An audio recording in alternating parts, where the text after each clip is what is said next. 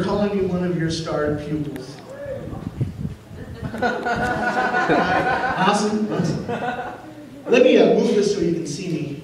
Hello, everybody. And, let's hear it for our MC and all the comedians before us. Give it up.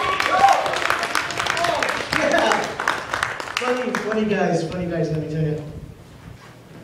My name is Warren Feria, but that's for me to worry about it, not you.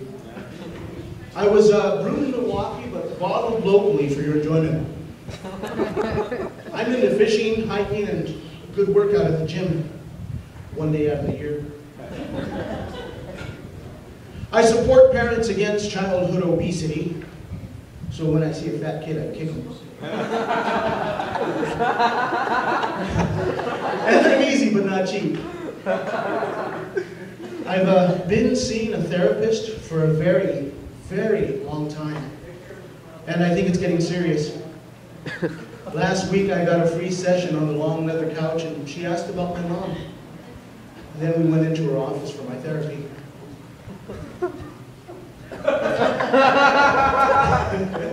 I'm self-employed and actually doing pretty good. I've fulfilled my lifelong dream of becoming a janitor. Thank you very much. I employ a few people, I make decent money, I provide a valuable service, and an added bonus to this job is that I get to get high off the cleaning chemicals. The best part about getting high off the cleaning chemicals is that I get to write it off as a business expense. Many people are unaware of this, but there's different kinds of highs that you get from different cleaning products. It's true.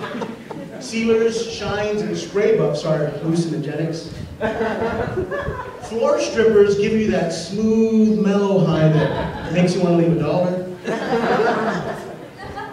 Dry foam shampoo, that's a fun buzz. Good for kicks and giggles. You get a decent high off of it, but more than anything, you get the munchies big time. As you can see, I use dry foam a lot. But what most people are unaware of is that marijuana smoke is the greatest spot remover ever.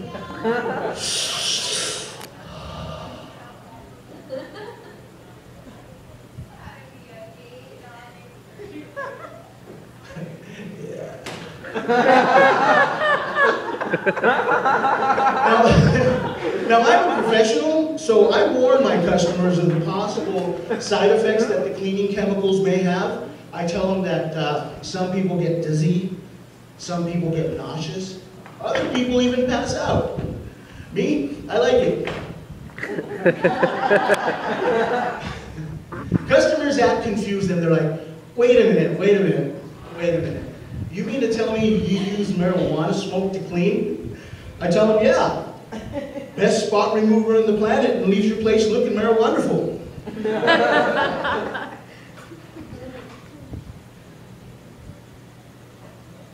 My rocket foundation is my wife of 19 years. Thank you. I'm not saying my wife is 19 years old. I mean, I'm doing well, but I'm not that rich. Yeah, after all these years of marriage, though, all of these years of marriage, we're still, both of us, head over heels with one another all the time. All the time. We 69 a lot.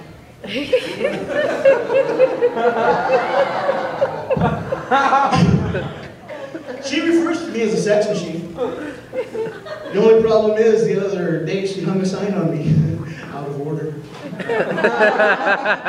I had just come back from therapy.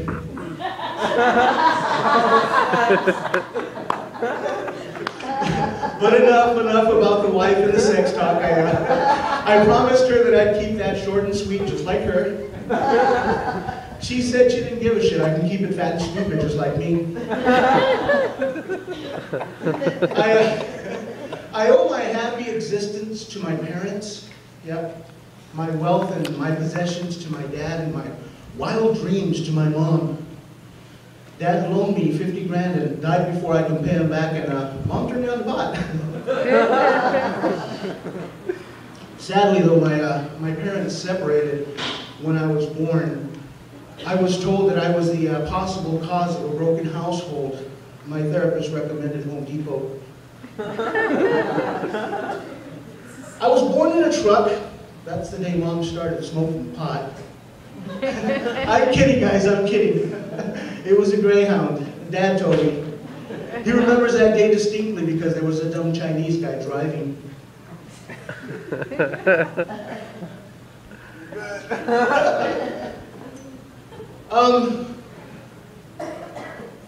I grew up with Dad and spent the occasional weekends with my mom and siblings at Grandma's house in the beautiful desert town of Mexicali. Has anybody ever been there? Nobody's been to my grandma's house in Mexicali? Boy, those trips to Mexicali were something else, man, let me tell you.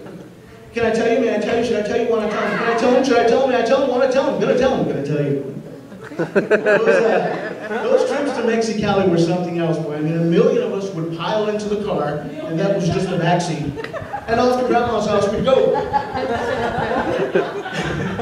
We'd get there, and the car doors would all open, and the children would scatter, just like cockroaches when the light goes on. Next, it was feet stomping, children screaming, doors slamming, Mexican music blaring in the hot Mexicali desert air, aunts making tamales, uncles swearing. Typical Mexican family get-together, you know? Except for the dumb Chinese. But then, as a small child in Mexicali, I knew that the mayhem would soon begin. And I did my best to protect myself against mayhem. As soon as the coast was clear, I'd climb out from the crack in the back seat and go straight from the car to the only room in the house that had a TV in it. I'd sit there perfectly still, eyes straight forward. Sometimes I remember to turn the TV on. Relatives would walk by, look in the room, and then turn to my mom and ask, "Is he retarded? Does he talk?" Mom would roll her eyes, look at them and answer, "No, he's just fat and stupid." She'd shoot a look at me, look down at the ground, and shake her head. Talk about a disappointment.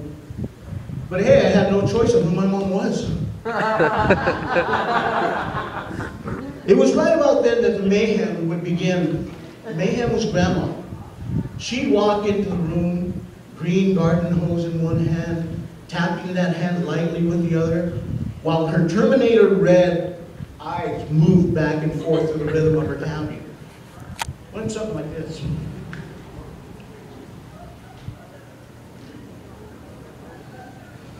Oh yeah, and while it's happening, I can hear the Darth Vader marching theme full on in my skull as this did.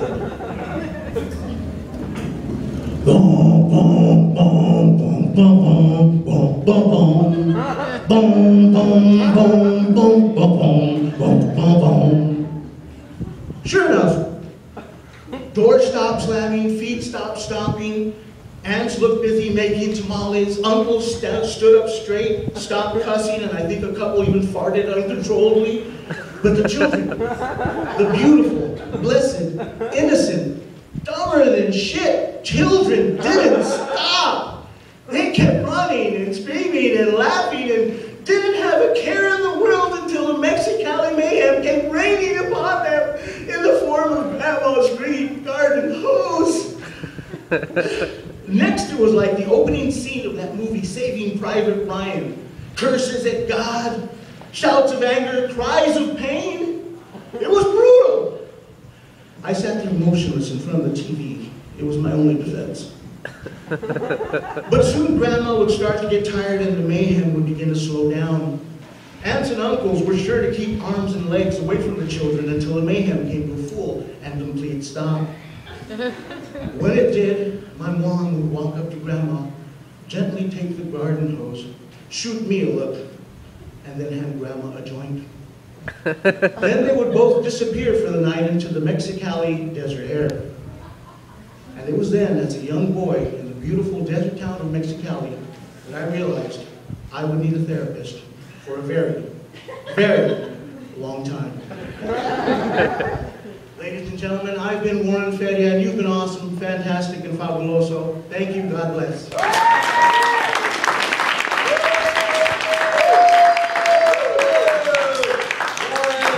Let's have more Warren. Keep it going. There's only 2 more acts, so please stick around. They're like high energy. You're going to love them. Coming to the stage right now, the guy that